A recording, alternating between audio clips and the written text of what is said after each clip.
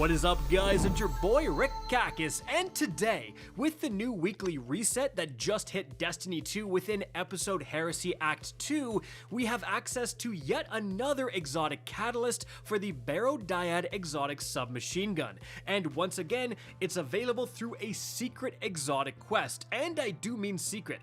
There's no quest marker, no indication of where to go or what to do, you just gotta figure it out. Or you can just keep watching this video. Now, importantly, this week's exotic catalyst is the Hatchling Refit. If you missed out on last week's catalyst and its secret quest, which was High Impact Reserves, definitely check out that guide linked right up above.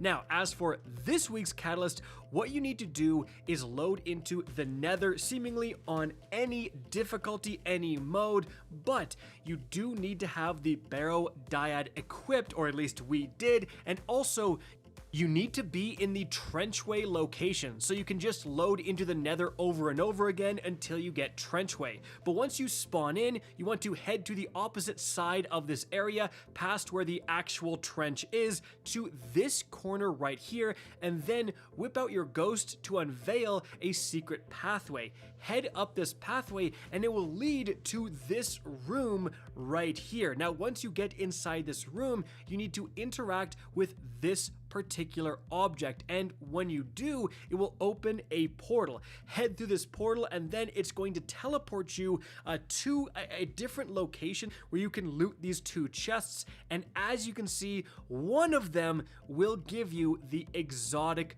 quest, or at least the start of the exotic quest, to go and get this Hatchling Refit catalyst. Now, once you have this, you're going to head back to Eris Morn's apartment and interact with the slab. And when you do, it will give you the actual exotic quest, which is called a Hammer's Path. Now, at this point, your next quest step will actually depend on your reputation rank for the Shaping Slab ambition. So remember, guys, with Act 2, through another secret quest, of course, you unlock an entirely new Shaping Slab with a whole new reward track. If you don't know anything about that, check out my complete Act 2 Heresy guide linked right up above.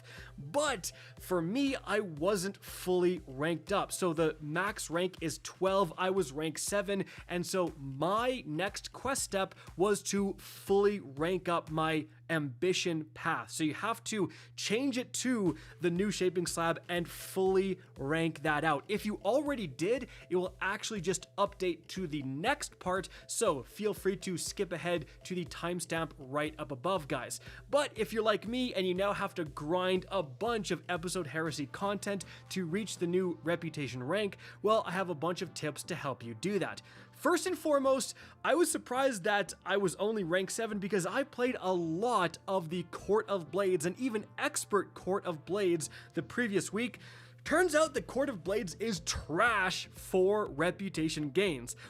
So what you actually want to do is what you can see us do in the background gameplay. You farm the first encounter of expert difficulty Nether as fast as possible. If you are able to get a full fire team together, one person can do one objective each, and then you can all rush to the boss. And as you can see, you can get these first encounters done in around 2 to 3 minutes. Like, we were killing the boss at 2 minutes and 20 seconds sometimes, which is incredibly fast. Now, for your troubles, you're going to get around 130 reputation. I know, not great, but again, you can do these hyper efficiently.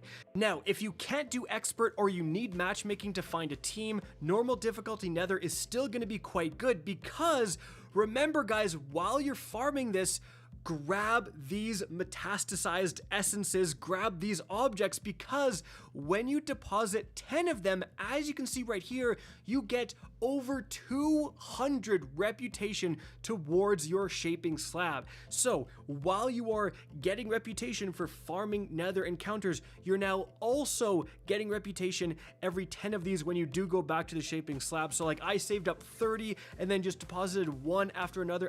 That's over 600 reputation right there. And again, that's something you can do while also just farming these activities. And then on top of that, make sure to watch out for those consumable taken orbs. As you can see right here, each one gives you around 20 rep, and those will absolutely add up. And doing all three of those things, farming the nether as fast as possible, grabbing those resources, those metastasized essences, and picking up those consumable orbs will result in maximum reputation gains, guys.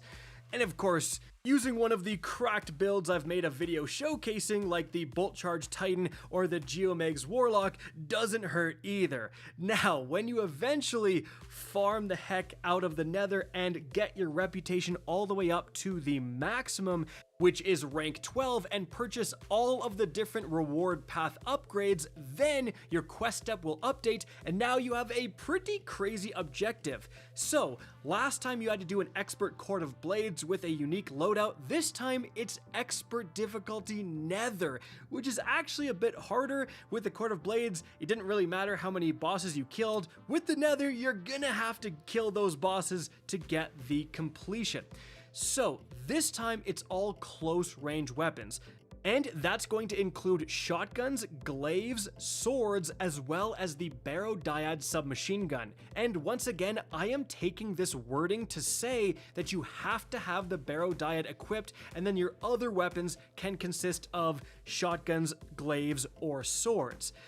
And that is quite the restriction, especially because you're going to be facing champions on expert difficulty nether. So thankfully glaives can stun unstopped champions, but for overloads, you're kind of cooked. You're going to have to rely on elements of your build. For example, I was using my jolting grenades in order to stun those overload champions, and that worked very well. Now, speaking of builds, guys, perfect timing, because a couple of days ago I put out my build guide on the unkillable Stronghold Arc Titan, and that mainly utilizes a sword. So I just swapped out the Le Monarch for a shotgun, put on the Barrow Dyad, and boom, I had an unbelievably powerful build that helped me easily beat expert nether with these requirements. Seriously, you just hold block with the sword, and as you can see, everything just kind of dies. It kills themselves. It's a ridiculous build. Definitely check out that video if you haven't seen it. But once you do eventually get this activity done, from the final reward chest, as you can see right here, like within the third encounter chest, you outright get the Hatchling Refit Catalyst, and then simply head over to the Enclave within the Throne World, and now you can put this brand new Catalyst on, guys.